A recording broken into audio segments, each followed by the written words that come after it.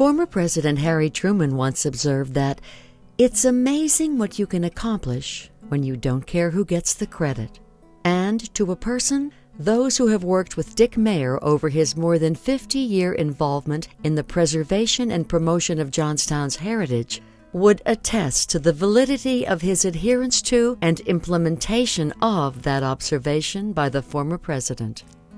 For Dick Mayer, raising his family and working to improve his community was an easy choice, and one he stands by today. When I came out of the Army and finished up my education, I knew I was coming back to Johnstown, and I knew Johnstown was going to be where I was going to spend the rest of my life. Now, that doesn't happen very often anymore to people. They work for big companies and they get transferred here and there. But I knew I was going to stay in Johnstown. So I raised my family here, and after raising the family, which was the most important thing in my life, I thought that serving the community was probably the second best thing I could do. So I got involved in a lot of stuff over many, many years. And I'm trying to cut down. Whether it was bringing a first-class flood museum and hundreds of thousands of visitors to Johnstown, building trails and recreational sites, leading efforts to establish American industrial heritage projects, saving the South Fork Hunting and Fishing Club from demolition, or bringing a national folk fest to Cambria City in 1989 as part of the 100th anniversary of the 1889 flood, Dick Mayer was the driver, but continually placed himself in the passenger seat. Dick Mayer was a real quiet, behind-the-scenes catalyst for a lot of exciting things that went on. Dick's really a kind of a humble guy. He never wanted to take credit for things. He always believed you could get a lot more done if you didn't have to have somebody standing up to take credit, if you just did it together and got it done. Back in 1889, we had the big flood, and for the centennial of that, a bunch of people came together several years before the centennial to develop a plan to do a couple of things. They wanted to not just commemorate the 1889 flood, but also set up a number of attractions and annual events that would help build Johnstown's economy by building the tourism base and the quality of life that we have, so we can help attract more people and new companies and so forth. During the celebration in the year 1989, a group called Foresight 2000 was formed, and they wanted to see if they could make the community better by the year 2000. And so that was on top of the celebration and a forward movement to see what they could do to make the community a better place, 11 years from now, which was very exciting. And then there was the Johnstown Chiefs.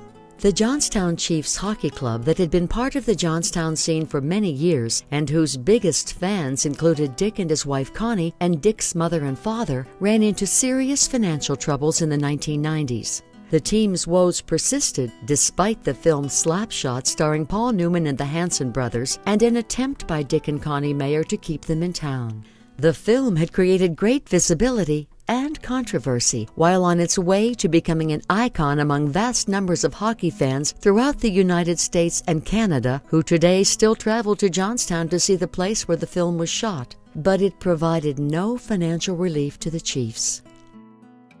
I went to those games as a young guy in the community with my wife, and I sat in the arena across from my mother and dad, who were on the other side of the arena for many, many years, watching the Jets and Don Hall and Dick Roberge and all those guys that everybody remembers about. But when it looked as though the Chiefs were going to leave town, I was very active with WJC, and I had suggested to the ownership of WJC that they buy the Chiefs, which they did. And unfortunately, just 2 years after WJC bought the Chiefs, WJC was sold, and the owner didn't want the Chiefs. So what do you do with the Chiefs? I was the only one in a position to take ownership of the Chiefs with my wife, and so she and I had a conversation together and decided that we would own the Chiefs as long as we could. All of us hope that somehow and in some way our heritage will be preserved beyond our lifetime. Leaving a legacy of some kind is important for future generations. Unless they understand our heritage, they cannot preserve it and will not emulate it. But the lasting legacies that Dick Mayer has bestowed on his beloved Johnstown are not transient. They are woven into the very fiber of this city. There's a side of him in which he stops and thinks about what can be done, what should be done, what the possibilities are. And I think that's how he approached the centennial and the restoration of cottages up at the dam site, and his work with the Flood Museum and all of that. Dick Mayer thinks that perhaps some things that were tried in the past might contribute to Johnstown rebirth and revitalization. I think it is time for a group of people who are going to be here 14 years from now to get together and figure out what they can do now to make Johnstown a better place, or the community of Johnstown a better place by year 2025. You know, I'm looking through 80-year-old eyes, but a 35-year-old that's going to be here the rest of his or her life ought to be meeting together to see what they can do to make the future better.